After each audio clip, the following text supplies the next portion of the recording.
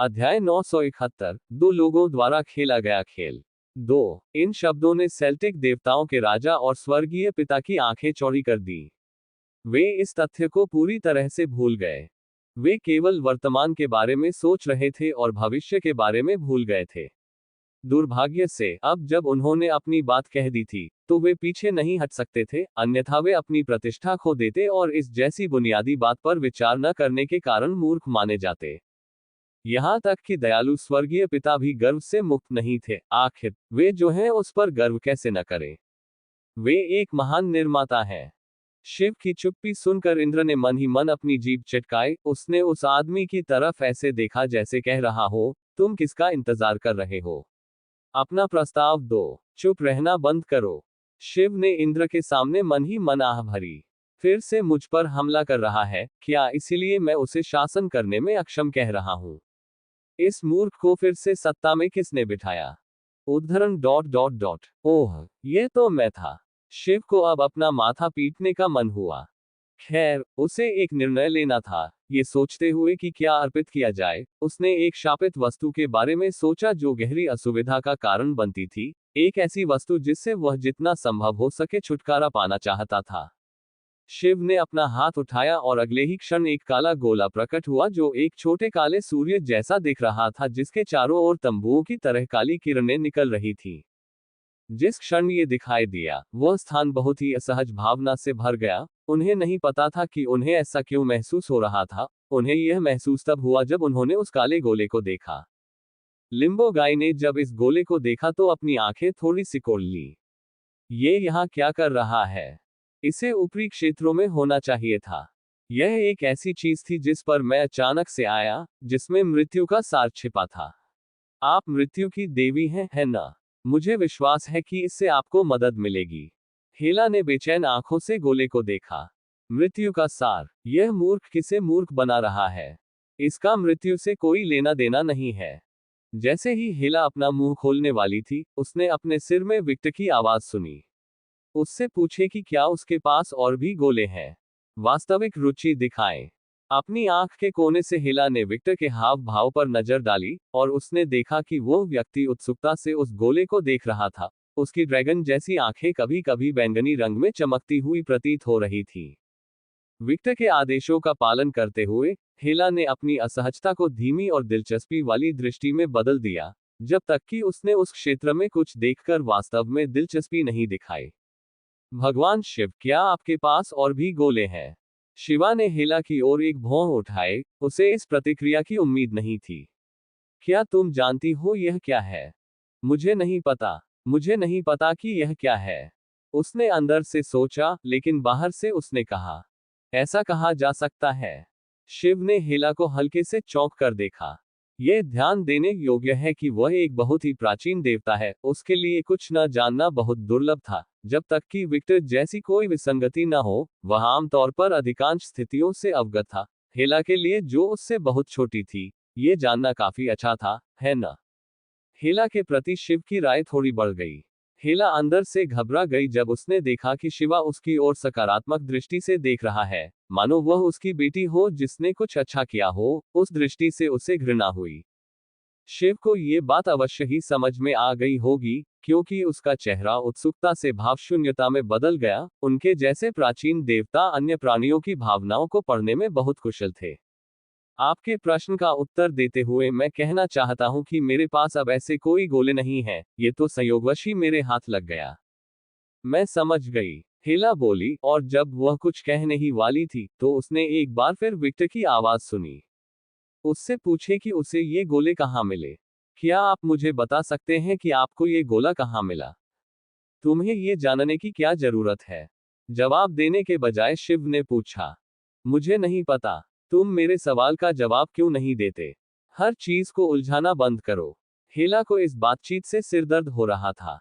कृपया मेरे प्रश्न का उत्तर दीजिए। वह काफी सौहार्दपूर्ण थी। शिव ने सिर हिलाया और अस्पष्टता से उत्तर दिया, मैं आत्म खोज की यात्रा पर था, जब मुझे एक परित्यक्त मंदिर में ये गोला मिला। उससे पूछे कि यह कब हुआ था। ये कितनी देर पहले था? 10 लाख साल पहले। हो सकता है इससे भी ज्यादा, मेरी याददाश्त थोड़ी धुंधली है।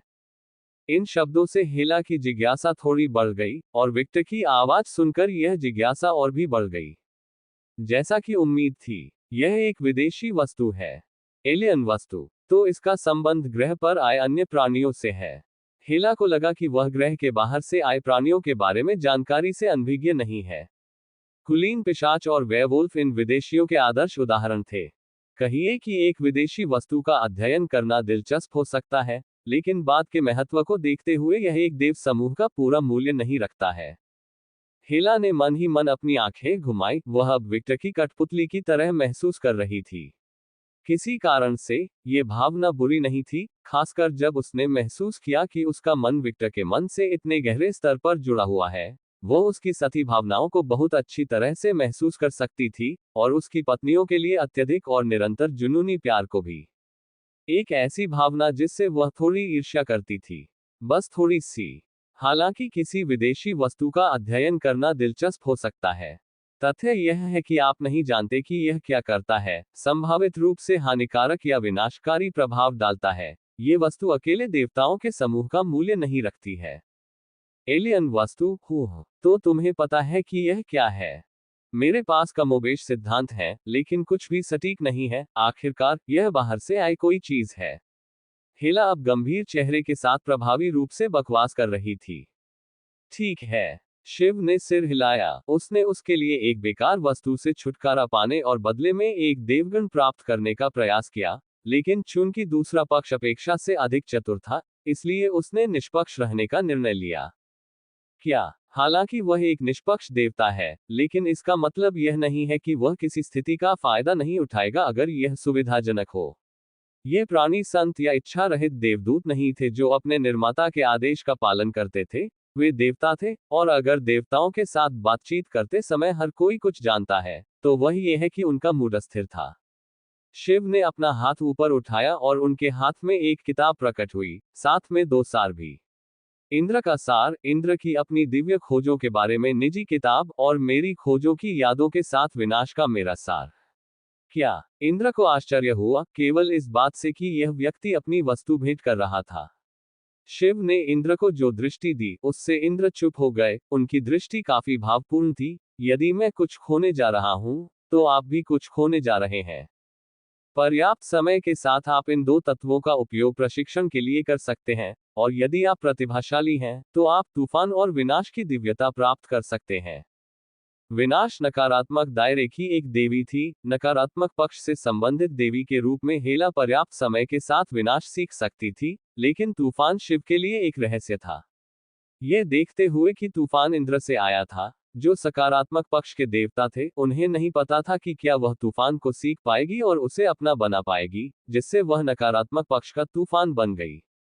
प्राथमिक अवधारणाएं सृजन के धूसर क्षेत्र में हैं। आखिरकार उन्हें सकारात्मक और नकारात्मक दोनों पक्षों द्वारा समर्थित किया जा सकता है। ये सब मेजबान के झुकाव पर निर्भर करता है। इस तथ्य का प्रमाण अमात्रासु की अग्नि है, जो उसके सूर्य देवत्व से उत्पन्न एक दिव्य अग्नि थी, और नरक की अग्नि जिसे वार ने अतीत में इस्तेमाल किया था। हालांकि दोनों में अग्नि तत्व था, लेकिन उनकी विशेषताएं व्यक्ति से व्यक्ति में भिन्न थीं। अस्वीकार करें। निम्नलिखित कहें, आप एक बार फिर ऐसी चीज पेश कर रहे हैं जिसका मैं अल्पावधि में उपयोग नहीं कर सकता, और ईमानदारी से कहूं तो आपका सार मेरे लिए बेकार है। इस समय अपने भाई जोरमुंगंद को बुलाएं। मैंने गिराया। उद्धरण चिन्ह ... क्या? शिव को इस इनकार की उम्मीद नहीं थी। भगवान शिव, अगर मैंने आपको ठेस पहुंचाई है तो मैं माफी चाहती हूं, लेकिन आप केवल वही चीजें चढ़ा रहे हैं जो मेरे लिए उपयोगी हो भी सकती हैं और नहीं भी। मुझे ऐसी चीजें चाहिए जो थोड़े समय के लिए उपयोगी हो। और सच कहूं तो आपका सार मेरे लिए बेकार है। उसने गुस्से से कहा। सांप की आवाजें सुनाई देती हैं, और एक छोटा सा सांप हेला के गले में लिपट जाता है और शिव की ओर देखता है। इंद्र और उनके पास खड़े देवता कुछ सेकंड के लिए चौंक गए जब उन्होंने अंत देवता की दृष्टि देखी। वे उस प्राणी को देखकर सहज ही अपने अंत को महसूस कर सकते थे। यहाँ मौजूद हर व्यक्ति इतना बूढ़ा था कि जानता था कि जोरमुंगंद का जहर बेहद घातक था। अगर आप उस जहर में नहा गए, तो पुनर्जन्म की संभावना के बिना उस प्राणी का पूरा अस्तित्व ही मिट जाएगा। जैसे कोई मनुष्य कंप्यूटर पर डिलीट कुंजी दबाता है, तो उसका अस्तित्व समाप्त हो जाता है। इंद्र ने लिम्बो आदमी की ओर देखा, ये प्राणी यहाँ क्यों है? इसे अनुमति नहीं दी जानी चाहिए। वह उसका साथी है, जैसे मैं तुम्हें साथी लाने की अनुमति देता हूँ, वैसा ही हेला के साथ भी होगा, जो मेहमान है। वह नियम नहीं तोड़ रही है। उसने तटस्थ भाव से उत्तर दिया। इंद्र ने केवल बड़बड़ाते हुए कहा और कुछ नहीं कहा। वह जानता है कि यदि आदिदेव स्वयं इसकी अनुमति नहीं देते हैं तो इस स्थान पर कुछ भी प्रवेश नहीं कर सकता है। लेकिन वह खुद को कम परेशान करने के लिए कुछ नहीं करता है। उसे केवल इतनी राहत है कि वह जानता है कि आदिदेव अंत जानवर को कोई भी शत्रुतापूर्ण कार्रवाई करने की अनुमति नहीं देंगे। मेरे भाई अंत के प्राणी हैं, आपके मात्र विनाश से कहीं अधिक ऊंचे, मैं उस दिव्यता को क्यों चाहूंगा? मेरे भाई अंत के प्राणी हैं, वह अवधारणा जो किसी को अस्तित्व से मिटा सकती है, एक दिव्यता जो आपके मात्र विनाश से कहीं अधिक है। मैं ऐसी बेकार चीज क्यों चाहूंगी? कुछ और पेश करो। हेला ने उस पर ठंडी मुस्कान दी। विक्टर के निर्देशों का पालन करते हुए उसे उम्मीद से कहीं ज्यादा मजा आ रहा था। आप मुझे पागलपन और स्वप्न का वह आदिम सार क्यों नहीं देते जो आपने हजारों साल पहले चुराया था जब आप एक निश्चित विलुप्त देवमंडल की भूमि पर गए थे? विक्टर के अनुरोध को सुनकर क्षण भर के लिए आश्चर्यचकित होकर उसने कहा, चूंकि आप कुछ भी उपयोगी नहीं दे सकते, इसलिए मैं अपना प्रस्ताव रखूंगी। मुझे पता है, आप मुझे स्वप्न और पागलपन का वह आदिम सार क्यों नहीं देते, जिसे आपने प्राचीन विलुप्त देवताओं के समूह से चुराया है। हेला के अपमान से शिव की आंखें थोड़ी सिकुड़ गईं, और उससे भी अधिक उसके शब्दों से, विनाश की शक्ति ने उनके शरीर को सबसे शक्तिशाली भगवान के योग्य वजन से ढक दिया। तुम्हें इसके बारे में कैसे पता? क्या इससे कोई फर्क पड़ता है? उसने घृणा से कहा, क्योंकि शिव के दबाव का प्रतिरोध करने के लिए मृत्यु की शक्ति ने उसके शरीर को ढक लिया था। आप, लॉर्ड्स एंड लेडीज, क्या हम शारीरिक संबंध बनाने जा रहे हैं? अगर ऐसा है तो मुझे भी इस मस्ती में शामिल होने दो। विक्टर की विकृत मुस्कान उसके चेहरे पर छा गई। पलक झपकते ही वास्तविकता एक पुराने टीवी की तरह टिमटिमाने और कांपने लगी। उस पल सभी ने अपनी कल्पना से परे किसी भयानक चीज का आभास देखा। लेकिन जैसे ही यह रूप सामने आया, अगले ही पल ये गायब हो गया, जिससे सभी को लगा कि यह सिर्फ उनकी कल्पना है। बहुत कम लोग जानते थे कि यह निश्चित रूप से कल्पना नहीं थी। विक्टर के कारण इन लोगों के मन में खतरा और भी बढ़ गया था। शिवा भी उनमें से एक था। इन शब्दों से शिवा ने तुरंत अपनी शक्ति वापस ले ली, और कुछ ही देर बाद हेला ने भी। यहां लड़ाई नहीं होगी, लिम्बो आदमी भारी स्वर में बोला। कोई लड़ाई नहीं। बोरिंग। विक्टर ने ऐसे मुंह बनाया जैसे किसी ने उसके खिलाफ कोई अपराध किया हो, एक ऐसा भाव जो बेहद खूबसूरत था, जिससे वहां मौजूद हर कोई उसकी तरफ न देखने की पूरी कोशिश कर रहा था। नोव L B J N N. कुछ ऐसा जो उसकी पत्नियों और हेला ने नहीं देखा, जो उसे गर्मजोशी और जुनूनी निगाहों से देख रही थी। एक ऐसी नजर जिसके बारे में हेला को बिल्कुल भी पता नहीं था कि वह उसे देख रही थी। उन्हें वास्तव में ये बहुत आकर्षक लगा कि कैसे वह अगले ही क्षण बहुत डरावने से प्यारे में बदल जाता है। केंद्र। ठीक है। हेला अचानक अपनी स्थिति से बाहर आती है, और उस समय उसके मन में जो विचार आ रहे थे, उनके कारण वह थोड़ा शर्मा जाती है। मुझे इस सौदे को जल्द से जल्द पूरा करना है और जितना हो सके उससे दूर रहना है। तो फिर आप स्वीकार करते हैं या नहीं? स्वीकार करने या अस्वीकार करने के बजाय, उन्होंने कहा। शुरू से ही आप इसके पीछे थे, इसी वजह से आपने दूसरों के प्रस्ताव को स्वीकार नहीं किया। कौन जानता है? हेला बस मुस्कुरा दी, इस बात की परवाह किए बिना कि मैं इन सार तत्वों की खोज में हूं या नहीं।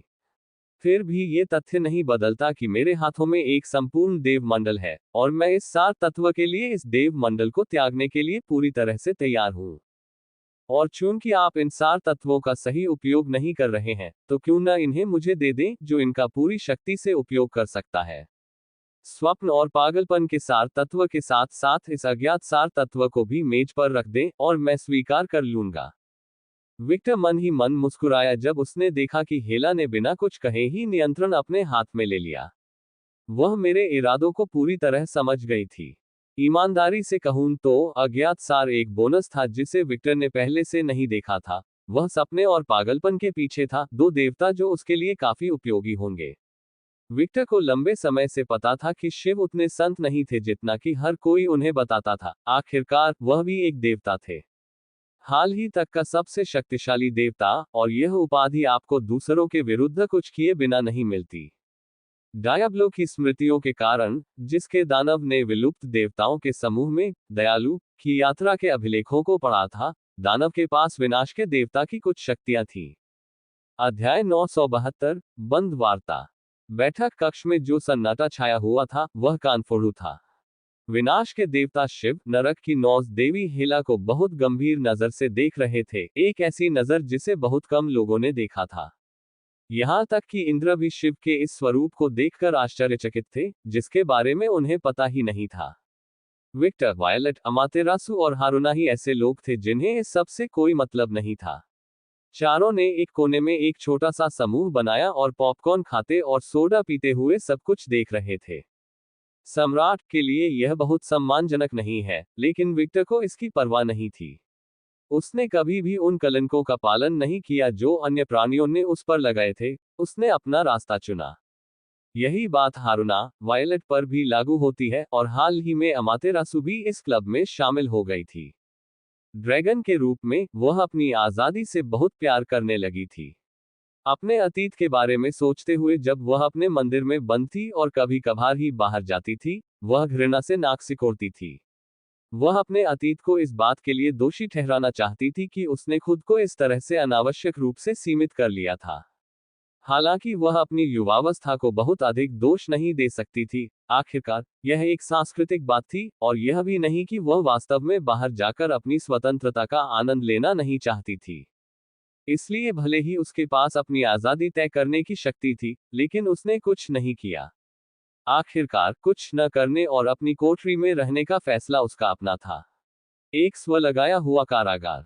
लिम्बो गाय, स्वर्गीय पिता और सेल्टिक पैंथियन के देव राजा ने विक्टर की शांत मुद्रा को देखकर अपने होंठ कस लिए। वे उन्हें गंभीर होने और अपने पद के लिए उचित व्यवहार करने के लिए कहना चाहते थे, लेकिन उन्हें ये कौन बता सकता था। वे पागल नहीं थे। ये खामोशी 7 मिनट तक चली और इस दौरान शिवा और हेला एक दूसरे को घूरते रहे। शिवा ने महिला को स्पष्ट रूप से धमकी भरी नजरों से देखा और हेला ने भी उसी नजर से उसे देखा। विक्टर की योजना के लिए ये सब करने के बावजूद, जिससे उसे भी लाभ होगा, वह एक गौरवशाली महिला भी थी। वह महिला थी जिसने ओडिन को चुनौती देने और उसे हराने का साहस किया था। उसका अभिमान अब उसे नजरें हटाने की इजाजत नहीं देता था, तब भी नहीं जब कोई खुद को श्रेष्ठ समझता हो और उसे ऐसी नजरों से देखता हो। अपनी बहन की इच्छा से प्रेरित होकर, हेला के गले में लिपटा हुआ एंड का कोबरा भी शिव की ओर देखता था, विनाश के देवता को अपनी बहन पर हमला करने की चुनौती देता था। परिणामों की तो बात ही क्या, और अगर वह आदिम के क्षेत्र में था तो क्या हुआ? अगर उस देवता ने उसकी बहन पर हमला किया, तो उसे उसका जहर महसूस होगा। हालांकि वह भाई बहनों में सबसे ज्यादा लापरवाह था, लेकिन उसे हेला से बहुत लगाव था। आखिरकार उनके बिखरते परिवार में वह अकेली थी जो उनके लिए मौजूद थी।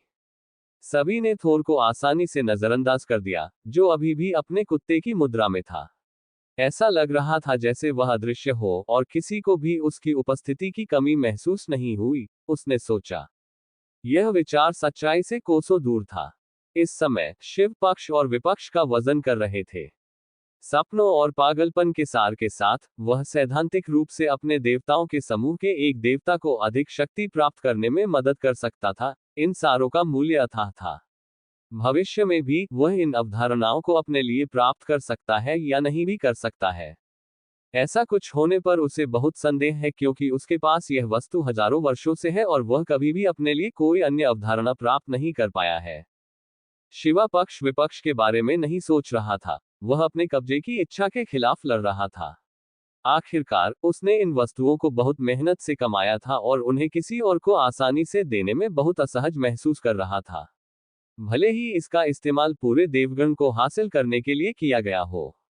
दूसरे शब्दों में, अब वह अपने अहंकार से लड़ रहा था, न कि अपने देवताओं के पक्ष विपक्ष जैसी बुनियादी चीज से। अगर यह ठंडे और क्रूर तर्क के लिए होता, तो उसके पास इन सार तत्वों के लिए कोई वास्तविक अल्पकालिक या दीर्घकालिक उपयोग नहीं था। तार्किक रूप से देवगण इन सार तत्वों से अधिक मूल्यवान थे, वह ठंडा तर्क था। लेकिन कभी कभी भावनात्मक लोगों द्वारा तर्क नहीं सुना जाता था, खासकर एक देवता के लिए। ऐसा लग सकता है कि शिव एक उदासीन देवता है जिन्हें किसी भी चीज की परवाह नहीं है, लेकिन ये सच्चाई से कोसों दूर है। उन्हें ऐसी किसी भी चीज की परवाह नहीं है जो उनसे जुड़ी न हो। पहले उन्हें सबसे शक्तिशाली देवता माना जाता था, लेकिन वे पवित्र या सौम्य व्यक्ति नहीं थे। विक्टर की तरह ही उसकी भी इच्छाएं, महत्वाकांक्षाएं और विचार हैं। फर्क सिर्फ इतना है कि वह अपने इरादों को बहुत अच्छी तरह से छिपाना जानता है, और सबसे शक्तिशाली देवता के रूप में उसका खिताब उसे कमजोर प्राणियों से बचाता है जो उसका विरोध करने की कोशिश करते हैं। आखिरकार कोई भी उसके विनाश के देवता द्वारा नष्ट नहीं होना चाहेगा, जिसका मुकाबला केवल स्वर्गीय पिता की दिव्य रचना द्वारा ही किया जा सकता है। लेकिन इस समय कोई ऐसा ही कर रहा था, कोई उसका विरोध कर रहा था, कोई जो उसके जितना ही खतरनाक हो सकता था। एक महिला जिसके पास विभिन्न अंतिम जानवर थे जिनसे स्वयं शिव भी आसानी से नहीं लड़ सकते थे। ये बोरिंग है। क्या तुम दोनों ये घूरने की प्रतियोगिता बंद कर सकते हो? 8 मिनट हो गए हैं, और यहाँ के कुछ देवताओं के विपरीत, मैं बहुत व्यस्त आदमी हूँ। यदि तुम ये घूरने की प्रतियोगिता जारी रखना चाहते हो, तो मेरा सुझाव है कि तुम इसे कहीं और करो, विक्टर ने पॉपकॉर्न चबाते हुए कहा। हेला और शिवा ने विक्टर की तरफ देखा। विक्टर ने जिस तरह के कपड़े पहने थे, उससे उनके चेहरे पर तनाव साफ झलक रहा था। उसने भविष्यवादी दिखने वाला 3D चश्मा पहना हुआ था, और उसके हाथ में पॉपकॉर्न का पैकेट था। वह अकेला ऐसा नहीं था, हारुना, अमातेरासु और वायलेट भी ऐसे ही थे। हेला को अब बहुत अन्यायपूर्ण व्यवहार महसूस हो रहा था। वह ये सब इस आदमी के लिए कर रही थी, और वह ये सब मजे से ले रहा था। जरूर उसे भी इससे फायदा होगा, लेकिन इससे उसका बुरा मूड कम नहीं हुआ। दूसरी ओर शिवा ने विक्टर को उसी नजर से देखा जिस नजर से उसने हेला को देखा था। शिवा को पूरी स्थिति पर बहुत संदेह था। पूरी स्थिति में साजिश की बू आ रही थी, और जाहिर है उसका संदेह विक्टर पर गया। अब शिवा के मन में बहुत अच्छे विचार नहीं आ रहे थे, लेकिन देवी हेला के विपरीत, जिन्होंने शिवा को वही नजर लौटाई, कोई घूरने वाला मैच या ऐसा कुछ नहीं था। विक्टर हेला से अलग था। इसके बाद जो हुआ वह विक्टर की ओर से केवल एक दिलचस्प अवलोकन था। हे है, क्या तुम सच में इसे जारी रखना चाहते हो, शिवा? उद्धरण चिन्ह डॉट डॉट डॉट। तुम किस बारे में बात कर रहे हो? फुफु फुफु, मूर्ख बनने का नाटक मत करो। तुम अच्छी तरह जानते हो कि मैं भावनाओं को समझ सकता हूँ, और तुम्हारी दिव्यता भी खुद को मेरी भावनाओं से नहीं बचा सकती, विक्टर ने हंसते हुए कहा। फिर उसने चश्मा उतार दिया, और उसकी क्रूर आंखें शिव की ओर देखने लगी। मुझे इस बात की परवाह नहीं है कि तुम्हारे दिमाग में क्या चल रहा है या तुम अभी क्या गलतफहमियां पाल रहे हो। मुझे इन सब की परवाह नहीं है। बस इतना जान लो, मैं लड़ाई से नहीं डरता। अगर तुम्हारे मन में मेरे प्रति शत्रुतापूर्ण इरादे हैं, विक्टर ने बड़े ही जोर से मुस्कुराते हुए कहा, मुझे गैर हस्तक्षेप संधि की बिल्कुल भी परवाह नहीं है। मैं तुम्हें और तुम्हारे देवताओं को तब तक नष्ट कर दूंगा जब तक कि कहानी कहने के लिए कुछ भी ना बचे। विक्टर की आंखें उत्सुक थीं और उसकी मुस्कान पागलपन से भरी थी। उसके आसपास का पूरा माहौल कह रहा था, आओ शिव, मुझे काटो, मुझे मजबूर करने का कोई कारण दो। बहुत दिनों से मैंने अच्छी लड़ाई नहीं की है। विक्टर बुराई का अवतार नहीं था। वह सीधे तौर पर निर्दोषों को नुकसान नहीं पहुंचाता था, लेकिन उसकी नैतिकता बहुत कम थी, खासकर जब वह उत्साहित होता था। और अब उसकी नैतिकता और भी कम हो गई थी, ये देखते हुए कि अगर वह चाहे तो अपने पास मौजूद आत्माओं से सचमुच जीवन बना सकता है। सृजन शब्द थोड़ा अतिशयोक्तिपूर्ण था। आखिरकार वह जीवन जैसी शून्यता से कुछ नहीं बनाएगा जैसा कि यूनिवर्सल ट्री करता है, बल्कि वह किसी प्राणी को नया जीवन देने के लिए विद्यमान आत्माओं का उपयोग करेगा। NO12BIN.CO। अगर वह अब किसी सामान्य इंसान को भी मार देता, तो वह उस इंसान की आत्मा को लेकर उसके शरीर में वापस डाल देता, जिससे उसे नया जीवन मिल जाता। वह उस आत्मा को अपने द्वारा बनाए गए किसी दूसरे शरीर में भी डाल सकता था। आखिरकार किसी भी प्राणी के अस्तित्व का आधार आत्मा ही होती है, और शरीर सिर्फ उस आत्मा का वाहक होता है।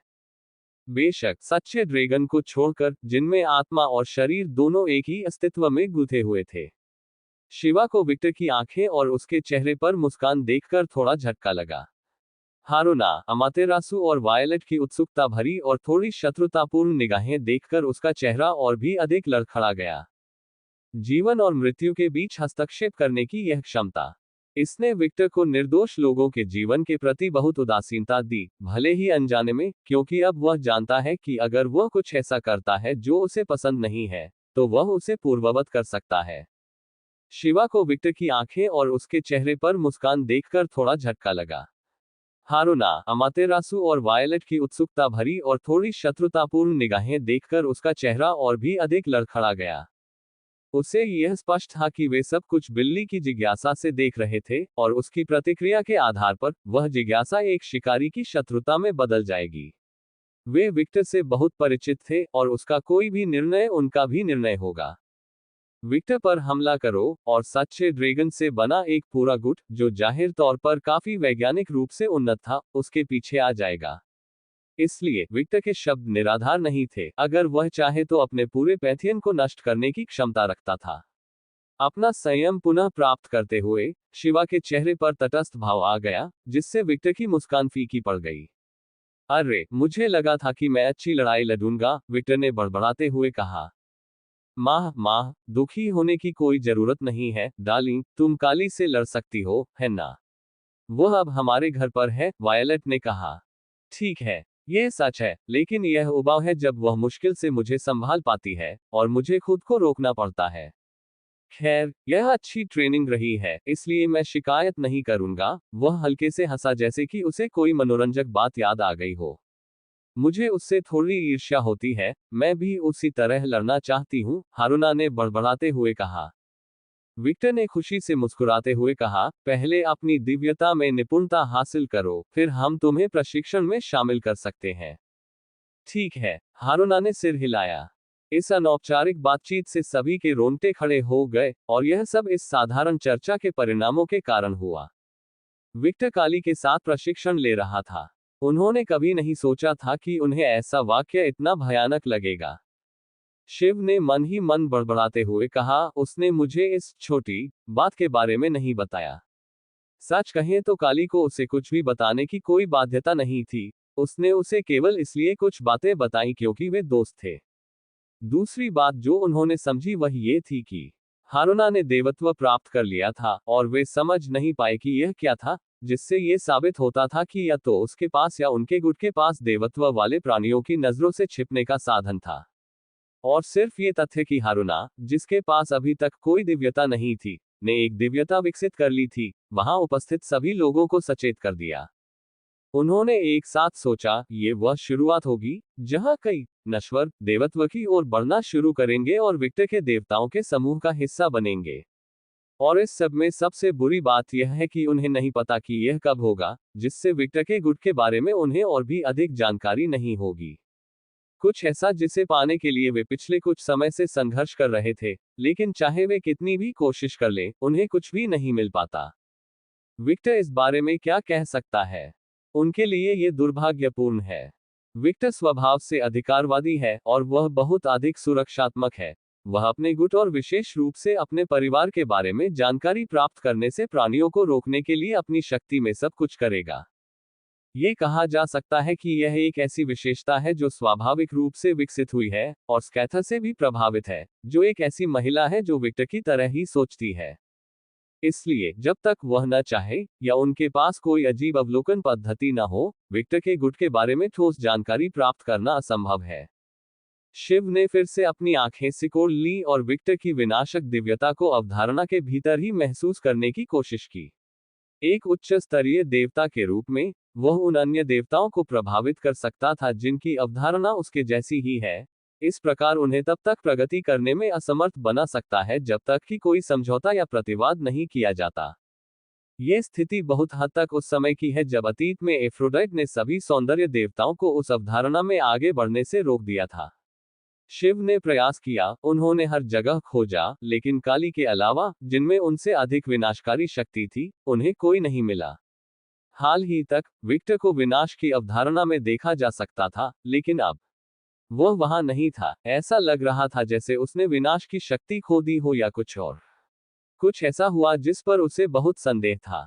इसलिए इसका केवल एक ही स्पष्टीकरण है, वही स्पष्टीकरण जो कुछ मिनट पहले सभी ने निकाला था। विक्टर के गुट ने अन्य देवताओं को उनके प्रतिस्पर्धियों की प्रगति जानने से रोकने का एक तरीका ढूंढ लिया। इसके परिणाम सिर्फ ये जानने से कहीं ज्यादा होंगे कि नए देवता पैदा हुए हैं या नहीं। समान अवधारणा वाले देवता स्वभाव से ही प्रतिद्वंद्वी होते हैं, और आमतौर पर जिन देवताओं को अवधारणा की ज्यादा समझ होती है, वे उसी अवधारणा की कम समझ वाले देवताओं को अपनी दिव्यता को आगे बढ़ाने से रोक देते हैं। लेकिन क्या होगा अगर वे इस प्रगति को महसूस नहीं कर पाए? क्या होगा अगर वे अचानक एक दिन जागें और एक नया भगवान हो जिसकी अवधारणा उनके जैसी ही हो, और जो उन्हें अवधारणा के भीतर अपना अधिकार खोने पर मजबूर कर दे? यह एक बहुत ही डरावना विचार था। आखिरकार, अगर कोई एक चीज थी जो देवताओं को सबसे ज्यादा नापसंद थी, तो वह थी नियंत्रण की कमी।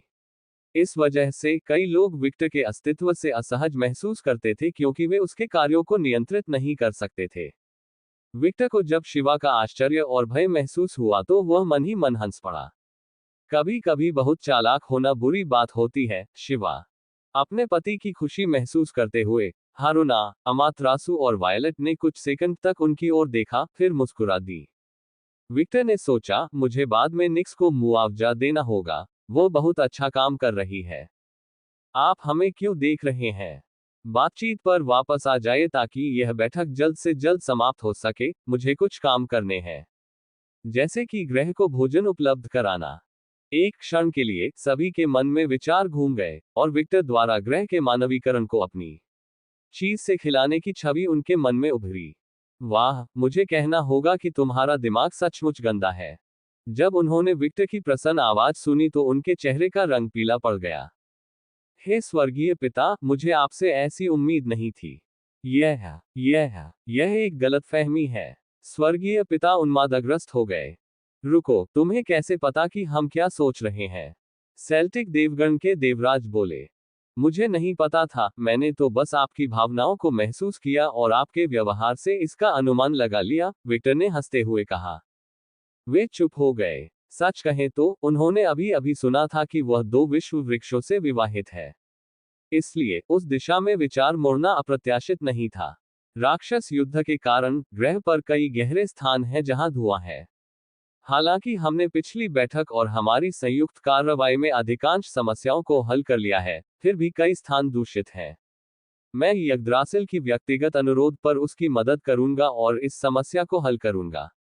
परिणामस्वरूप मैं ग्रह पर पूरी सफाई करूंगा, समुद्र से सारा कचरा गायब कर दूंगा, विलुप्त जानवरों को वापस लाऊंगा, आदि। आप जानते हैं, वह सारा सामुदायिक कार्य। उद्धरण चिन्ह डॉट डॉट डॉट। ये सचमुच अद्भुत कार्य है, विक्टर, स्वर्गीय पिता बोले। विक्टर ने कंधे उचकाए। अगर मैं कोई काम करने जा रहा हूं, तो मैं हमेशा अपना सर्वश्रेष्ठ प्रदर्शन करता हूं, यह मेरे लिए सामान्य बात है। सभी ने सोचा, इस कार्य नीति ने उन्हें इस क्षेत्र में सबसे मजबूत व्यक्ति बना दिया होगा। उद्धरण चिन्ह डॉट डॉट डॉट। और फिर, भगवान शिव, आप स्वीकार करते हैं या नहीं? हमारा समय बर्बाद करना बंद करें, हेला ने ऐसे कहा जैसे गलती उसकी थी। और सच कहें तो इतने लंबे समय तक चुप रहना वास्तव में उसकी गलती थी। शिव ने हताशा में अपने होंठ काटे, और अगले ही पल उन्होंने एक लंबी सांस छोड़ी। मैं स्वीकार करता हूं। आखिरकार, शिव के सामने एक अनुबंध प्रकट हुआ, और हेला के हाथ में एक कुंजी दिखाई दी। ये नॉर्डिक देवालय की कुंजी है, अनुबंध पर हस्ताक्षर करें, और मुझे सार तत्व दें, और देवालय तुम्हारा है। शिव ने कुछ नहीं कहा, उन्होंने सिर्फ अनुबंध लिया और उसे पढ़ा। पढ़ना समाप्त करने के बाद, और ये देखकर कि अनुबंध एक साधारण खरीद और बिक्री अनुबंध था, उन्होंने हस्ताक्षर कर दिए, और अगले ही क्षण उनके हाथ में 3 सार प्रकट हुए। हेला ने व्यावहारिक रूप से संपूर्ण नॉर्डिक देवमंडल की कुंजी शिव को सौंप दी तथा तीनों सार तत्व ले लिए। शिव, आपके साथ व्यापार करना अच्छा रहा। मुझे आशा है कि भविष्य में हमारा व्यापार सुचारू रहेगा। हाँ, उसने तटस्थ भाव से कहा, जबकि मन ही मन सोच रहा था, मैं तुम्हें अपने जीवन में फिर कभी नहीं देखना चाहता, औरत। शिव मन ही मन गुर्राया। अध्याय 973, देवताओं के साथ खेले। अध्याय 973, देवताओं के साथ खेले। चीयर्स। वायलट, हारुना, अमातेरासु और हेला ने एक साथ बोलते हुए अपने गिलास आपस में टकराए। फुफु फुफु, मैंने कभी नहीं सोचा था कि देवताओं को धोखा देना इतना आसान होगा। ये काफी रोमांचक अनुभव है, वायलट ने शराब का एक घूंट लेने के बाद टिप्पणी की। देवताओं के बचाव में ये योजना इतनी अच्छी तरह से छिपाई गई थी कि बहुत कम लोग इस पर ध्यान दे पाए, अमातरासु ने बैठते हुए कहा।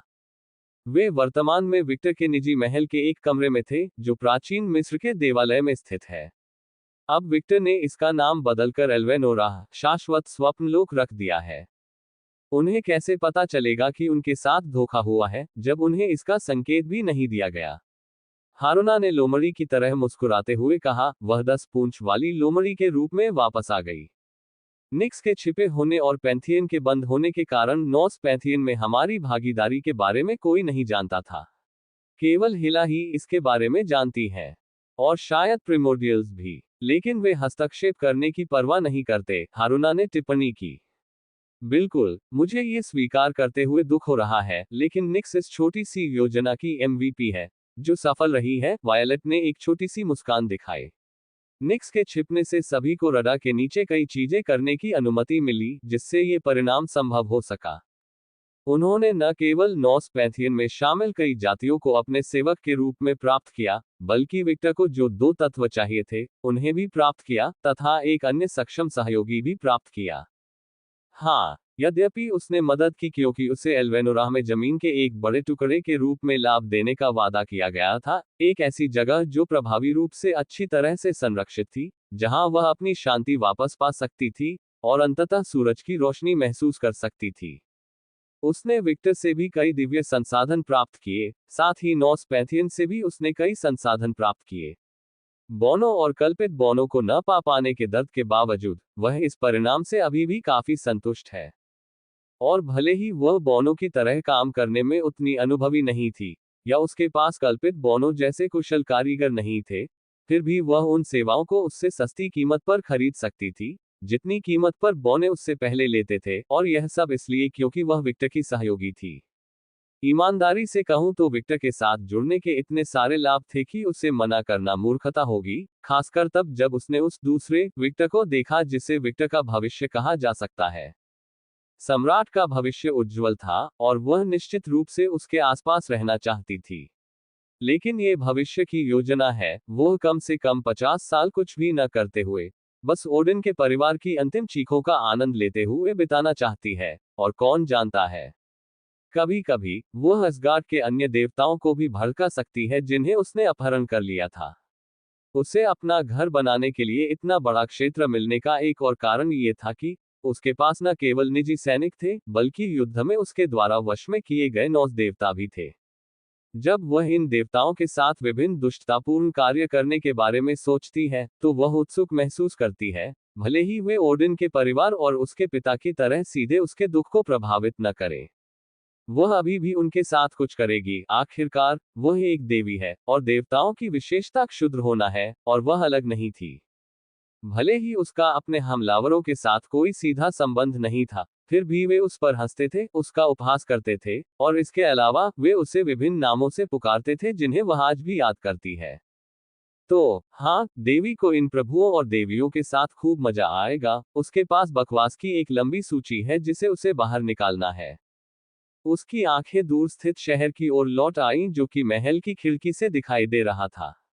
सोचने पर पता चलता है कि यह जगह 4 अलग अलग पौराणिक कथाओं का मिश्रण है, यूनानी, मिस्रवासी, शिंटोवादी और अब नॉर्स। यह अलग अलग विचारों वाले प्राणियों का एक बेहतरीन मिश्रण है। मुझे आश्चर्य है कि यह शहर कैसा होगा। हेला को अब काफी उत्सुकता महसूस हुई। हाँ, ये है। इस वजह से वह अब बिगड़ रही है। अमात्रासु ने नजरें फेर ली और विक्टर की ओर देखा, जो निक्स को अपनी गोद में पकड़े हुए था और उसे लाड़ प्यार कर रहा था। यह ध्यान देने योग्य बात है कि वह देवी के चेहरे पर संतुष्टि के भाव को देखकर बहुत ईर्ष्यालु थी, लेकिन उसने इस पर कोई टिप्पणी नहीं की क्योंकि उसने पिछले 2 महीनों में वास्तव में कड़ी मेहनत की थी। लेकिन इतनी मेहनत करने के बावजूद भी अमात्रासु को अभी भी ईर्ष्या हो रही थी, क्योंकि निक्स को जो इनाम मिला था, वह यहाँ किसी और को नहीं मिला था। विक्टर ने बिस्तर पर उसकी देखभाल नहीं की थी, जैसा कि उसके सपनों में हुआ था। यह सब विक्टर की नई स्वप्न वाकर क्षमता का परिणाम है, जो उसने सपनों के सार को ग्रहण करके हासिल की थी। अमातेरासु को नहीं पता कि पागलपन के सार ने विक्टर पर किस तरह के प्रभाव डाले, लेकिन अब उसे इसकी परवाह नहीं है। वह निक्स जैसा ही व्यवहार चाहती है। उसका शरीर इसकी मांग करता है। ठीक है, अभी के लिए इसे अनदेखा करो, उसे उसका इनाम मिल जाने दो, वायलेट बोली। अभी के लिए चलो इस तथ्य का आनंद ले कि डार्लिंग की सभी योजनाएं सफल हो गई हैं और इस शांति का आनंद ले। ऐसा नहीं है कि वायलट निक्स जैसा व्यवहार नहीं चाहती थी, लेकिन वह जानती थी कि अंततः उसे वैसा ही व्यवहार मिलेगा। आखिरकार उसका प्रियतम उसके लिए यह सुनिश्चित करेगा। वास्तव में वह बाद में स्वयं ही यह सुनिश्चित कर लेगी। आखिरकार वो उसकी महारानी है, अपने पति से स्नेह की मांग करना और उसके द्वारा लाड़ प्यार पाना उसका अधिकार है। अब जब चीजें अच्छी दिशा में जा रही हैं, तो मुझे लगता है कि पहली शाही पत्नी की स्थिति संभालने का समय आ गया है। वायलट की आंखों में चालाकी की चमक थी जब उसने अपने पेट को छुआ। मुझे साशा और रूबी को भी इसमें शामिल करना चाहिए। आखिरकार अगर उनके पास यह नहीं है, तो वे इस तथ्य को इंगित करने में अनंत काल बिता देंगे। वह अपनी सहेलियों को बहुत अच्छी तरह से जानती थी और समझती थी कि जब वे चाहें तो कितने तुच्छ और कष्टप्रद हो सकते हैं। आप सही कह रहे हैं। शांति का आनंद लेना आवश्यक है, अमातरासु बोला। और हाँ, हेला, क्या तुमने मेरे प्रस्ताव पर विचार किया है? हेला, जो शराब पी रही थी, कुछ सेकंड के लिए रुकी जब उसने वायलट की आवाज सुनी और ड्रैगनेस की ओर देखा। उद्धरण चिन्ह डॉट डॉट डॉट। क्या तुम ईर्ष्यालु महारानी या कुछ और नहीं हो? तुम मुझे ये क्यों दे रही हो?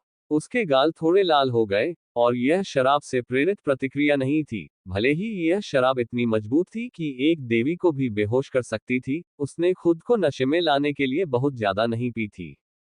हाँ, क्या तुम मुझे हेरा या कुछ और समझ रहे हो? वायलट हंसी। वह झूठ नहीं बोलेगी। अगर यह पहले हुआ होता, तो वह इस घटना से बहुत नाराज होती, लेकिन अब नहीं, तब नहीं जब सब कुछ ठीक चल रहा था, और वे अपने पक्ष में कई सक्षम लोगों की बदौलत बहुत मजबूत हो गए थे। अब उनके पास जो कुछ भी है, वह न केवल विक्टर के प्रयासों से बल्कि कई सक्षम महिलाओं के प्रयासों से भी हासिल हुआ है। अगर एफ्रोडाइट के कनेक्शन, स्कैथा की ट्रेनिंग, रूबी, साशा और यह सब करने की उसकी खुद की अनुमति का फैसला और हेलेना और दानव पत्नियों जैसी कई अन्य सक्षम महिलाएं जो दिन रात उसके पति का समर्थन करती हैं, न होती, ये गुट इतना बड़ा नहीं होता जितना कि अब है। विक्टर उससे, रूबी, साशा से संपर्क करके वह बन गया जो वह है। बाद में वह स्कैथा से संपर्क करके योद्धा बन गया। जब वह रॉक्सैन से मिला तो वह और भी असामान्य अस्तित्व में आ गया और बाद में ज़ालाड्रैग के साथ एक अनुबंध करके एक सच्चा ड्रैगन बन गया, जो आलसी सच्चा ड्रैगन है जो उसे बहुत महत्व देता है। अगर कई प्रभावशाली महिलाएं न होती, तो कई चीजें ऐसी नहीं होती जो आज उनके गुट में तब्दील हो जाती। इसलिए नहीं, वायलट को सक्षम महिलाओं को ये चीजें देने में कोई समस्या नहीं है। और हेला इस श्रेणी की सक्षम महिलाओं में बहुत आगे है। वायलट को लगता है कि हेला का प्रभाव उनके समूह में बहुत सकारात्मक होगा, यही वजह है कि उसने आमंत्रण दिया। बहुत पहले ही उसने चीजों को संयोग पर छोड़ना या विक्टर के विकास के लिए छोड़ना बंद कर दिया था। वह उसकी महारानी है, वह महिला जो हमेशा उसके साथ रहेगी। यह उसके ऊपर है कि वह अपने पति की यथासंभव मदद करे, और यह भावना सभी पत्नियों द्वारा साझा की जाती है। Dot dot dot. इसका इस तथ्य से कोई लेना देना नहीं है कि वह आंतरिक रूप से हेला के परिपक्व और ठंडे मुखौटे को विक्टर द्वारा बिस्तर पर टूटते हुए देखना चाहती है या कुछ और। वह निश्चित रूप से नताशा या उसकी मां की तरह विकृत नहीं थी। आप एक सक्षम महिला हैं, और मुझे लगता है कि आपके प्रभाव से हमारे समूह को बहुत लाभ होगा। इसी वजह से मैं आपको आमंत्रित कर रहा हूं। हेला चुप रही। वायलट के शब्द उसे अजीब नहीं लगे। आखिरकार वह एक देवी है, और मुख्य रूप से एक नॉर्स देवी। भले ही उसने अपने होने के कारण अभी तक किसी को छुआ न हो। खैर, वह इस विषय से असहज नहीं है। आखिरकार वह हजारों सालों से रह रही है। वह जानती है कि ये चीजें कैसे काम करती हैं। और सच कहूं तो वह चाहती थी। हाँ डी डार्लिंग, यहाँ नहीं, मुझे आराम करने दो। विक्टर द्वारा उसके लंबे बालों को सहलाने पर निक्स ने बड़बड़ाया। ठीक है, वह निश्चित रूप से वही चाहती थी जो निक्स को मिल रहा था, लेकिन वह इसके लिए बेताब नहीं है। वह पहले अपनी शांति चाहती है और ओडिन के प्रतिशोध का आनंद लेना चाहती है। कम से कम यही वह उचित ठहराती है। हेला ये स्वीकार नहीं करना चाहती थी कि वह अज्ञात क्षेत्र में कदम रखने से डरती थी, क्योंकि उसे इस मामले में कोई अनुभव नहीं था। इस बारे में ज्यादा सोचना बंद करो, हेला। कभी कभी सिर्फ विश्वास की छलांग लगाना ही अंत में मायने रखता है, हारुना ने कहा, हेला की हिचक को पूरी तरह से समझते हुए। हेला चुप रही, लेकिन कुछ और नहीं बोली और चुपचाप शराब पीती रही। अध्याय 974, टेक्नोक्रेसी। अध्याय 974 टेक्नोक्रेसी।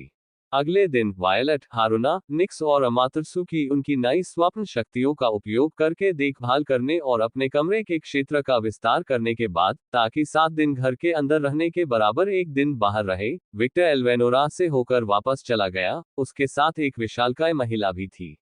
उद्धरण चिन्ह। ईमानदारी से कहूं तो मैं तुम्हें इस ऊंचाई पर देखने की आदी हो गई हूं, वेलेनोरा ने विक्टर की आंखों में देखते हुए कहा। उसका दिल उत्साह से धड़क रहा था। पहले वह केवल उसे ऊपर देख सकती थी, लेकिन अब वह उसकी आंखों में आंखें डालकर देख सकती थी। विक्टर की पहले की 2 मीटर की ऊंचाई खत्म हो गई थी। उसकी जगह करीब 4 मीटर लंबे आदमी ने ले ली थी। वही ऊंचाई जो अब वेलेनोरा की थी, क्योंकि उसकी आत्मा ने अपने वर्तमान शरीर के साथ तालमेल बिठाते हुए थोड़ी वृद्धि की थी। रूप और दिखावट मेरे लिए कुछ भी मायने नहीं रखती। मैं जब चाहूं, जो चाहूं बन सकता हूं, विक्टर ने कहा। जैसे ही उसका रूप एक बच्चे जैसा हुआ, फिर वापस किशोर जैसा हुआ, और फिर वह 4 मीटर के अपने रूप में वापस आ गया। आप ऐसा कहते हैं, लेकिन आपने जो दिखाया है वह सिर्फ आप ही है। खैर, मेरी शक्ल तो एकदम सही है, मैं इसे क्यों बदलना चाहूंगा? विक्टर ने सचमुच उलझन में पूछा। एक ऐसा रूप परिवर्तक होने के बावजूद जो कुछ भी बन सकता है, वह अपना चेहरा बदलने के लिए खुद पर इतना गर्व करता है। वेलेनोरा इस तर्क के विरुद्ध बहस नहीं कर सकी। आखिरकार यह आत्ममुग्धतापूर्ण लग सकता है, लेकिन उसने जिन 100 लोगों से पूछा, उनमें से 100 ने कहा कि विक्टर वास्तव में परिपूर्ण था। सुंदरता की दिव्यता ने उसके लिए ये परिणाम सुनिश्चित किया। वेलेनोरा के विचार तब बाधित हुए जब उसने विक्टर के हाथ को अपने सिर पर सहलाते हुए महसूस किया। बकवास सोचना बंद करो और मुझे बताओ कि तुम कैसी हो, उसने कहा। उसका हाथ लिया और उसे अपनी बांह पर लपेट लिया और वे शहर में चलते रहे, हर किसी की घूरती निगाहों को अनदेखा करते हुए। मैं ठीक हूं, उसने चेहरे पर हल्की मुस्कान के साथ उत्तर दिया, एक ऐसी मुस्कान जिसकी विक्टर ने बहुत सराहना की। 2 महीने पहले विक्टर शहर में आया और उसने शहर का नया नाम घोषित किया और बताया कि शहर पर किसका शासन होगा। किसी ने इसका विरोध नहीं किया, भला कैसे कर सकता था? आखिरकार वे विक्टर की अवहेलना करने के लिए इतने पागल नहीं थे। 2 सप्ताह से भी कम समय में पूरे शहर का बड़े पैमाने पर पुनर्निर्माण किया गया, जिसमें 10 मीटर तक लंबे प्राणियों को समायोजित करने की क्षमता थी। वायलट के पहले अंतरिक्ष यान पर काम करते हुए, उसने शहर को फिर से बनाने का काम भी किया, बड़ी योजनाओं में प्रत्येक भूस्वामी द्वारा चुने गए सौंदर्यशास्त्र को बदले बिना। पहले काम के विपरीत, जिसमें उसने अपनी बहनों की मदद लेने से इनकार कर दिया था, शहर को फिर से बनाने के काम में हारुना, अमातेरासु, एफ्रोडाइट, हेस्टिया और आश्चर्यजनक रूप से साशा की मदद ली गई। पिशाच, जो अब एक ड्रैगन बन चुका था, ने शहर के पुनर्निर्माण में अपनी बहनों की मदद करने का फैसला किया। वेलेनोरा के विपरीत, जिसने केवल इमारतों को बड़ा बनाने, सड़कों को चौड़ा करने और शहर को अधिक भविष्यवादी रूप देने पर ध्यान केंद्रित किया, साशा हेस्टिया की मदद से शहर के यातायात को सरल बनाने के लिए जिम्मेदार थी।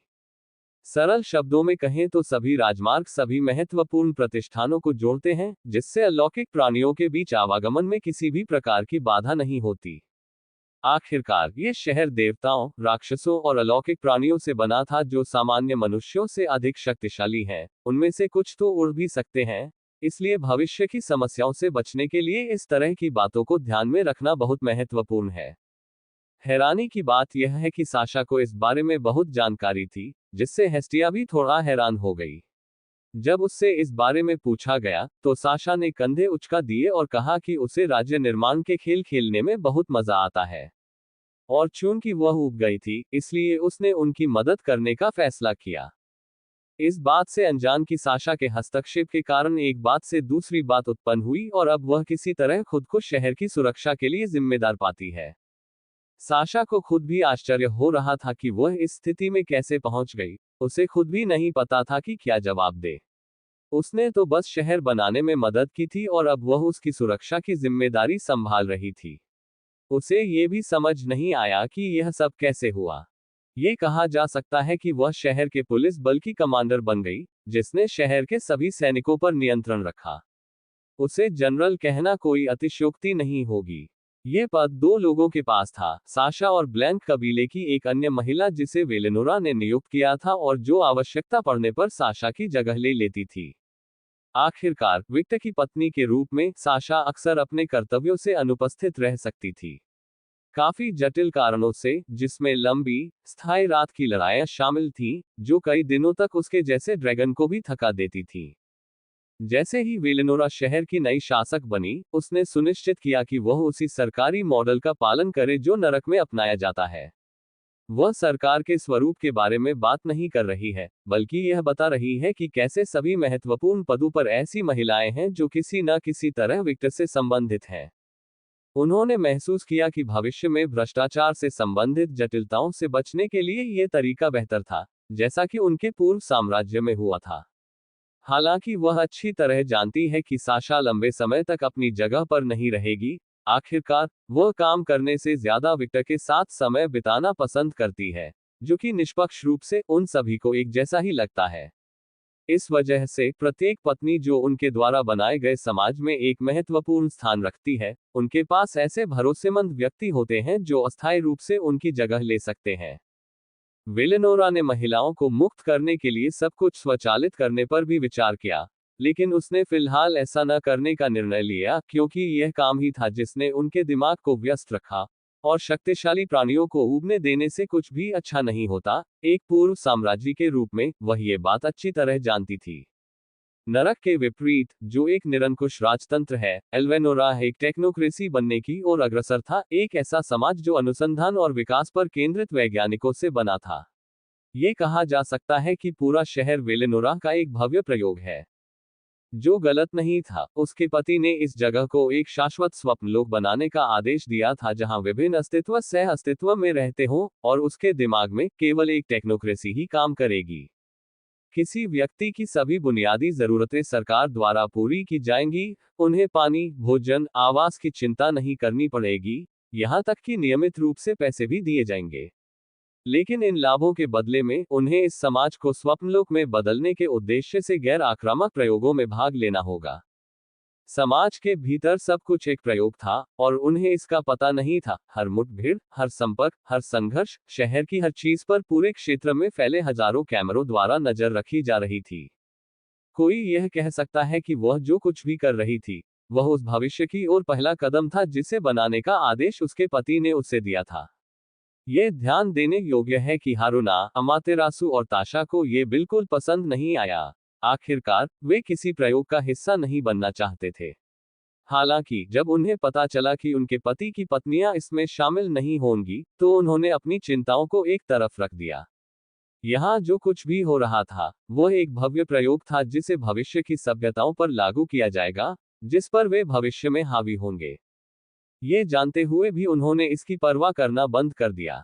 आखिरकार, जब तक इसका असर उनके मातहतों और उनके नेतृत्व पर नहीं पड़ता, तब तक उन्हें कोई फर्क नहीं पड़ता। उन्हें इस बात का बिल्कुल भी अंदाजा नहीं था कि वेलेनोरा उन्हें यही सोचना चाहती थी। जैसा कि पहले बताया गया है, पूरा शहर वेलेनोरा के लिए एक शानदार प्रयोग था, और उसकी बहनों की प्रतिक्रियाएं उसकी योजनाओं का हिस्सा थीं। मुझे कहना होगा, मुझे उम्मीद नहीं थी कि तुम ऐसा करोगे। जब मैंने आदेश दिया था, विक्टर ने उत्सुकता से टिप्पणी की, जबकि वह शहर की ओर देख रहा था और लोगों को विस्मय से देख रहा था। इतने लंबे, सुंदर व्यक्ति को देखकर तथा उसकी प्रसिद्धि के कारण देवताओं ने भी सोचा कि सच्चा देवता ऐसा ही दिखता है। क्या आप निराश हैं? उसने उसी ठंडी आवाज में पूछा, लेकिन साथ ही उसकी आवाज में चिंता की झलक भी देखी जा सकती थी। बिल्कुल नहीं, मैं प्रभावित और खुश हूं। टेक्नोक्रेसी, है ना? समाज का यह मॉडल मेरे दिमाग में कभी नहीं आया। खैर, मेरे पति मेरे जैसे वैज्ञानिक या शोधकर्ता नहीं है, इसलिए आपने इस संभावना पर विचार भी नहीं किया। ये सच है। मुझे निरंकुश राजतंत्र ही अधिक पसंद है। आखिरकार, कोई भी मेरी शक्ति को चुनौती देने की हिम्मत नहीं करता, विक्टर ने कहा। उसे अत्याचार अधिक पसंद है। इतने सारे लोगों के बीच इतने संवेदनशील मामलों पर चर्चा करने के बावजूद, यहाँ कोई भी नहीं सुन सकता था कि वह क्या कह रहा था, यहाँ तक कि देवता भी नहीं। उसका मुंह भी नहीं हिल रहा था। अगर विक्टर चाहता था कि कोई भी यह न सुने कि वे किस बारे में बात कर रहे थे, तो यह उसके लिए सांस लेने जितना आसान है, क्योंकि उसके पास रूनों के माध्यम से वास्तविकता को मोड़ने की शक्ति है। ये सच है। आखिरकार पति ही सबसे मजबूत होता है, वेलेनोरा ने कहा। विक्टर ने हल्के से ठहाका लगाया जब उसने वेलेनोरा की आवाज में दृढ़ विश्वास सुना। ऐसा लग रहा था कि वह उन शब्दों पर दिल से विश्वास करती थी। जब मैंने उसे ये शहर दिया तो वह और अधिक खुली हो गई। आखिरकार यह कोई बुरा फैसला नहीं था। वेलेनोरा को अपनी नाराजगी और पिछली असफलताओं को मिटाने का मौका देकर वह धीरे धीरे उसके प्रति अधिक खुल रही थी। उसकी सुरक्षा पहले जितनी अधिक नहीं थी। लेकिन टेक्नोक्रेसी तो यही वह समाज है जिसकी उसने कल्पना की थी। एक ऐसा समाज जहां सब कुछ एक भव्य प्रयोग है। विक्टर ने सोचा, वह एक वैज्ञानिक नहीं था, इसलिए वह एक वैज्ञानिक के विचारों के लिए ऐसे समाज के परिणामों को पूरी तरह से समझ सकता था। लेकिन सिर्फ इसलिए कि वह एक वैज्ञानिक नहीं था, इसका मतलब यह नहीं था कि वह इस पद्धति का मजाक उड़ाएगा और कहेगा कि यह दोषपूर्ण है। अध्याय 975 वेलेनोरा, मेरी विशालकाय पत्नी। लेकिन टेक्नोक्रेसी तो यही वह समाज है जिसकी उसने कल्पना की थी। एक ऐसा समाज जहां सब कुछ एक भव्य प्रयोग है। विक्टर ने सोचा, वह एक वैज्ञानिक नहीं था, इसलिए वह एक वैज्ञानिक के विचारों के लिए ऐसे समाज के परिणामों को पूरी तरह से नहीं समझ सकता था। लेकिन सिर्फ इसलिए कि वह एक वैज्ञानिक नहीं था, इसका मतलब यह नहीं था कि वह इस पद्धति का मजाक उड़ाएगा और कहेगा कि यह दोषपूर्ण है। वह इतना संकीर्ण सोच वाला नहीं था। अगर उसे कुछ नहीं पता होता तो वह अपनी पत्नी से पूछ सकता था, या वह इंतजार करके खुद देख सकता था। ऐसा करना ज्यादा दिलचस्प था। विक्टर को चुप देखकर और उसकी भावनाओं को समझते हुए वेलेनोरा मन ही मन मुस्कुराए। विक्टर के बारे में यही रवैया उसे सबसे ज्यादा पसंद आया। भले ही वह उन लोगों के लिए समझ से परे काम करता था जो उसे नहीं समझते थे, लेकिन वह सीधे तौर पर उसका न्याय नहीं करता था। वह देखने के लिए इंतजार करता था। वह जो कुछ भी करती थी उसे वह स्वीकार कर लेता था क्योंकि वह कौन थी। ये कहा जा सकता है कि विक्टर ने वेलेनोरा के पूरे अस्तित्व को उसी रूप में स्वीकार किया जैसी वह थी। उसने उसे बदलने या ऐसा कुछ करने के लिए नहीं कहा और वह उसे जैसी थी वैसी ही स्वीकार करने में संतुष्ट था, और इस रवैये के कारण वेलेनोरा उसे और भी अधिक पसंद करने लगी। छोटे दिमाग वाले लोग यह नहीं समझ पाए कि वह यहाँ क्या हासिल करने की कोशिश कर रही थी, लेकिन लंबे समय में हर कोई इसके प्रभावों को जान जाएगा। वेलेनोरा ने कभी खुद को ब्रह्मांड की सबसे बुद्धिमान महिला नहीं माना। नहीं, हो सकता है कि उसने अपने पतन से पहले ऐसा सोचा हो, लेकिन हमेशा की तरह वास्तविकता ये सुनिश्चित करने के लिए मौजूद थी कि वह बहुत घमंडी न हो जाए। और असफलता से मिली सीख के कारण उसने एक टेक्नोक्रेसी बनाने का फैसला किया, एक ऐसा समाज जहां सब कुछ एक महान प्रयोग था। वेलेनोरा को यहाँ होने वाली हर चीज और हर व्यक्ति के पास मौजूद हर विचार के बारे में पता होगा। वह नए ज्ञान या विचारों के लिए दरवाजे खोलेगी जिनके बारे में उसने पहले कभी नहीं सोचा था।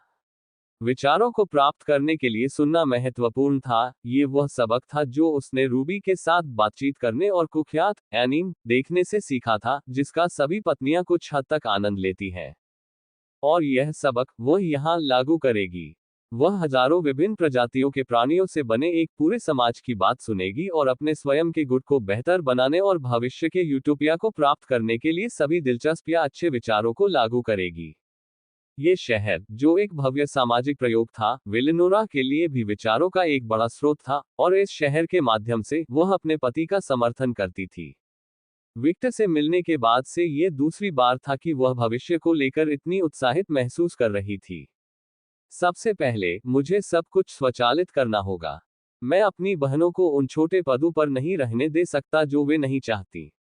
एक क्लोन पुलिस बल भी काफी उपयोगी होगा। क्लोन जो अपनी जानकारी रखते हैं और संघर्षों के अनुसार अपडेट करते हैं।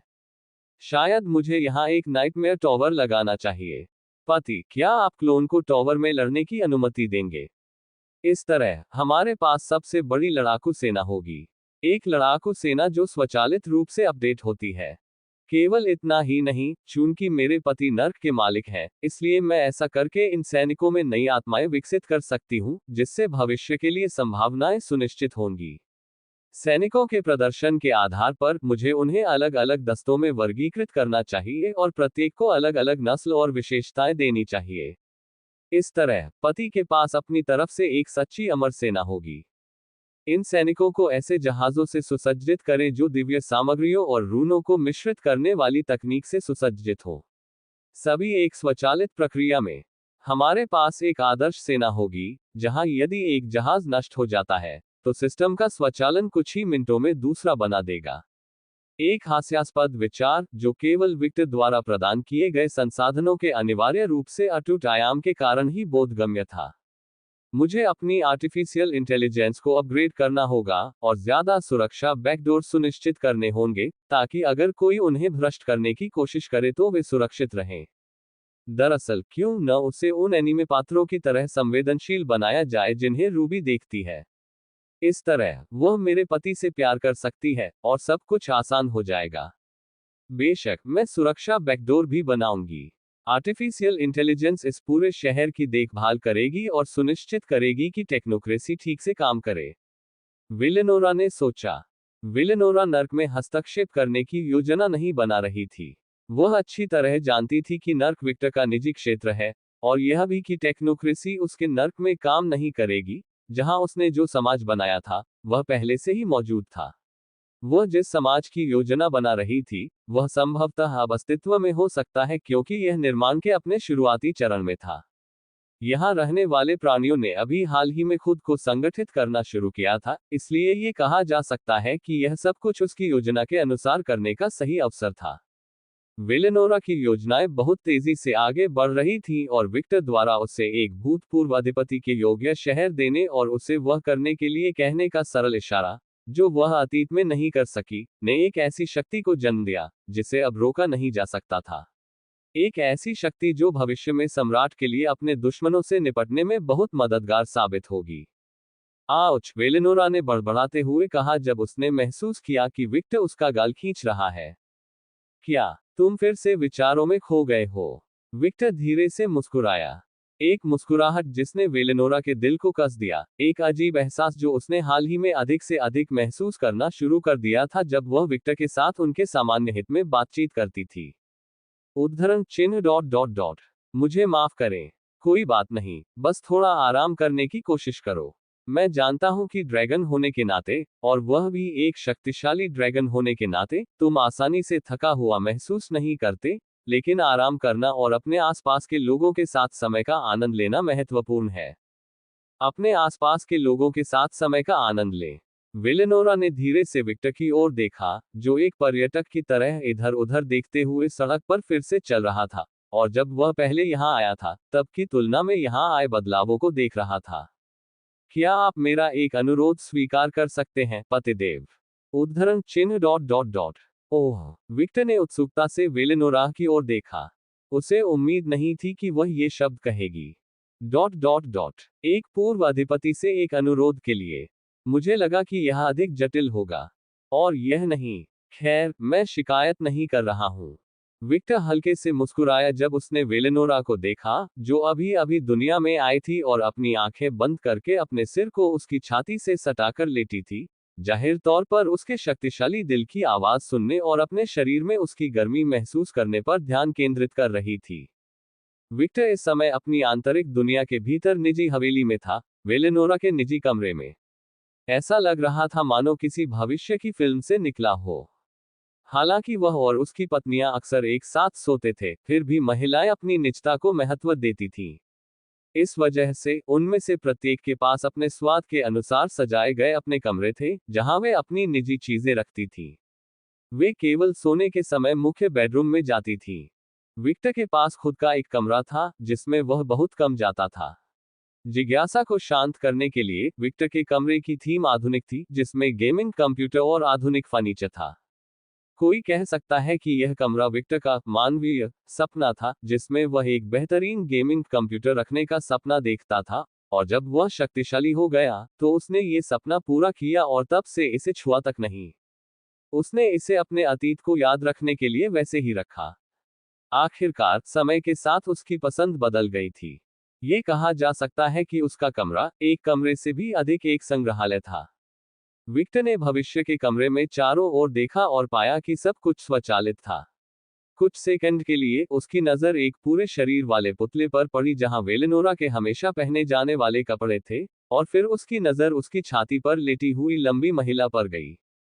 जब उसने वेलेनोरा के शांत चेहरे को देखा तो वह धीरे से मुस्कुराया और उसके लंबे नीले बालों को सहलाने लगा। अच्छी नींद लो, वेलेनोरा। ममम, वह विक्टर के शरीर से इस तरह चिपक गई मानो वह कोई बड़ा तकिया हो। Dot dot dot. वेलेनोरा ने अपनी आंखें थोड़ी सी खोली, उसे बहुत नींद आ रही थी। उद्धरण डॉट डॉट डॉट। क्या मैं इतनी गहरी नींद सोई थी? उसे आश्चर्य हुआ कि उसे इतनी गहरी नींद सोए हुए कितना समय हो गया है। उसे मुश्किल से याद आ रहा था कि आखिरी बार वह कब सोई थी। उसने अपनी आंखें थोड़ी खोली और अपने कमरे की छत को घूरने लगी। उस पल उसे बहुत शांति महसूस हुई, जैसे कि वह जो सारा बोझ उठा रही थी, वह अचानक गायब हो गया हो। सुप्रभात वेलेनोरा, आपकी नींद कैसी रही? थोड़ा सा बगल की ओर देखने पर उसे लाल बैंगनी रंग की दो आंखें दिखाई दी, और जब उसने उन आंखों को देखा तो उसे याद आया कि क्या हुआ था। पति, मुझे अच्छी नींद आई, सबसे अच्छी नींद। मैं समझ गया, ये सुनकर अच्छा लगा। वह धीरे से मुस्कुराया और उसके लंबे नीले बालों को सहलाया। वह उन स्पर्शों से संतुष्टि में गुर्राए, ऐसे स्पर्श जिनके बारे में उसने कभी नहीं सोचा था कि वह उनका आनंद ले पाएगी या किसी को ऐसा करने देगी। खैर, 1 महीने तक सोने से लोगों में ऐसा होने लगता है क्या? विक्टर की बात सुनकर वह अचानक उठ बैठी, लेकिन तब रुकी जब उसने उसे वापस अपनी छाती में खींच लिया और गले लगा लिया। चिंता मत करो, मैंने समय बढ़ा दिया है। बाहर 1 घंटा भी नहीं बीता है। उद्धरण चिन्ह डॉट डॉट डॉट। ओह, तुम मुझे पहले भी बता सकते थे। वह बड़बड़ाए। एक पल के लिए उसे लगा कि उसने अपने शहर में विकास का 1 महीना मिस कर दिया है।